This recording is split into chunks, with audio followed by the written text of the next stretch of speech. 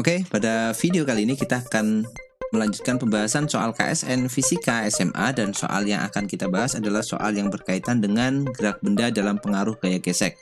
Oke, ini dia soalnya, dan soal ini secara eksplisit bukan soal KSN ya, tetapi nanti idenya bisa teman-teman pakai untuk mengerjakan soal-soal KSN yang mungkin warna soalnya atau tipe soalnya ya mirip-mirip gitu ya. Mungkin yang membedakan hanya kasusnya sedikit gitu, tapi idenya bisa dipakai.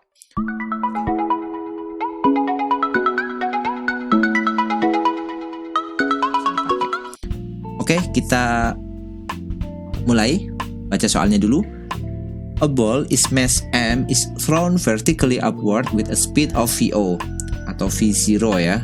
The ball is subject to an air resistance force that is proportional to the velocity F equal minus kV. Jadi bolanya itu kena air resistance ya, hambatan udara, yang dimana gaya hambatnya itu sebanding dengan kecepatannya. Dirumuskan secara eksplisit itu minus kV.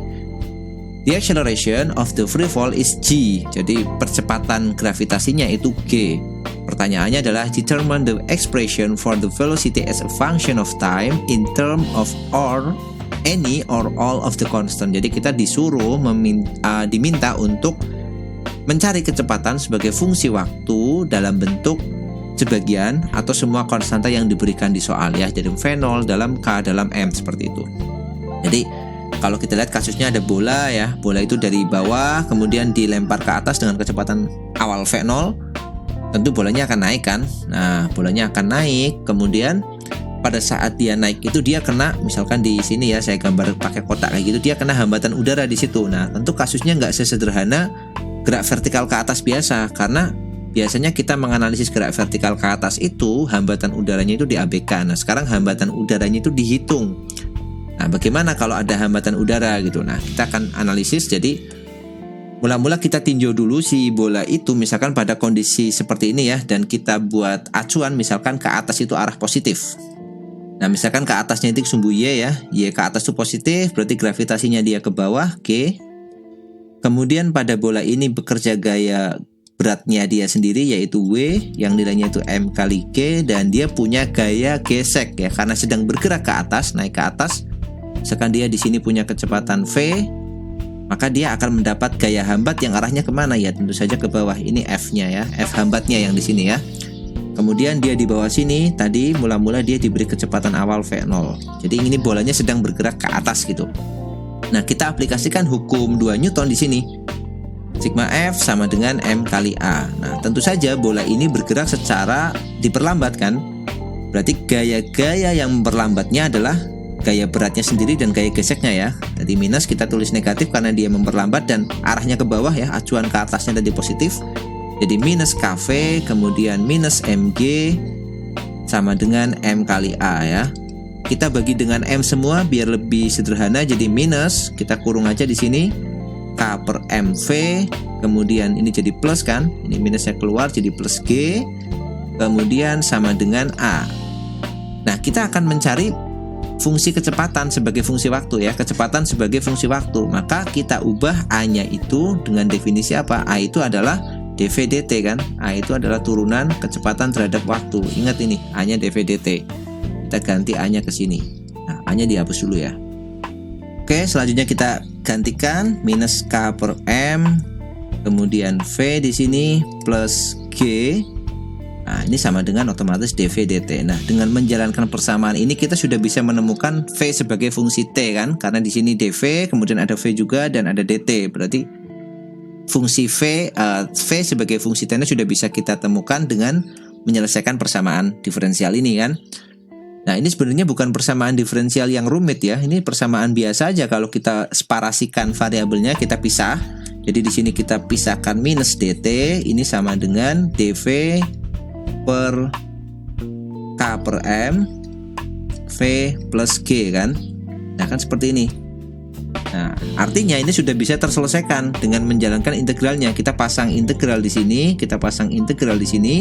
Dengan batas integralnya untuk T-nya mulai dari awal ini 0 ya, kemudian sampai T sama dengan T. Kemudian untuk V-nya mulai dari awal itu dia punya kecepatan V0 dan sampai ke titik ini dia punya kecepatan V ya, sembarang waktunya dia punya kecepatan V. Nah, sekarang yang ruas kiri bisa langsung kita dapatkan hasil integralnya, berarti integral minus dt itu otomatis minus t. Dengan batas integral dari 0 sampai t. Kemudian yang ruas kanan, nah ini integralnya sedikit kita manipulasi ya. Ini sudah pernah saya buatkan video integral tentang caranya menyelesaikan integral seperti ini ya.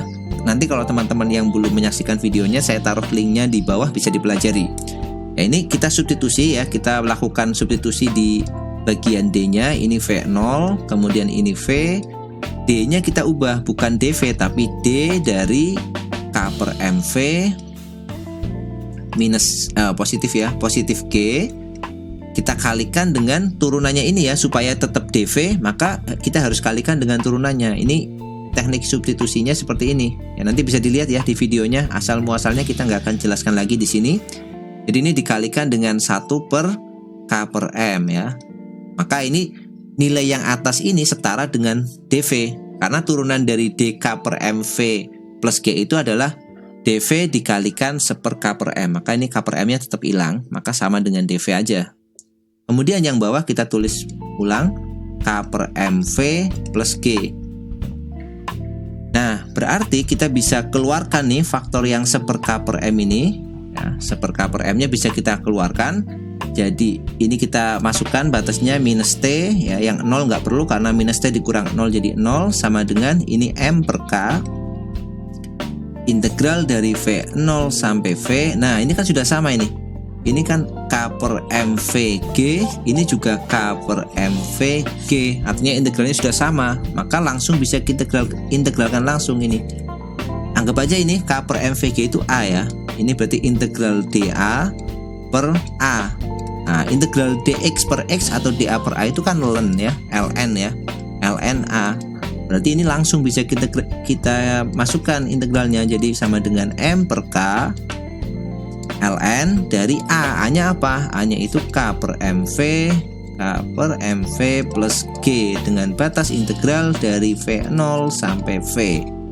Nah, kita tinggal masukkan ini nilainya ya. Oke, kita pindah halaman dulu, atau kita sederhanakan satu baris lagi ya di sini. K per M-nya atau M per K-nya kita pindah ke ruas kiri, jadi minus K per MT sama dengan ln K per MV plus G. Nah, seperti ini baru kita masukkan batasnya. Oke, kita pindah halaman.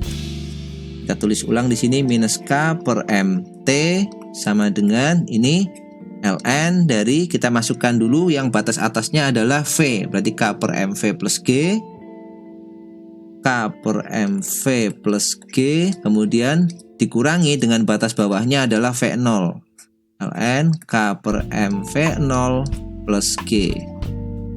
Dengan menggunakan sifat logaritma ya, ln itu kan logaritma, ln A dikurang ln B, maka jadinya ln A per B. Jadi ini kita tulis minus K per MT sama dengan ln dari, nah kita kurung seperti ini, jadi K per MV plus G dibagi K per MV0 plus G. Nah seperti ini. Berikutnya kita akan mencari nilai V ya, berarti kita harus hilangin ln-nya ya, pakai definisi logaritma. Ingat kalau kita punya A log B itu sama dengan C, itu artinya apa? A pangkat C sama dengan B kan? Artinya kan A pangkat C sama dengan B. Ini ya sama. Jadi kalau kita mau ini jadi B, B-nya kan ini K per MV plus G dibagi dengan K per M V0 plus G. Ini kan B nih.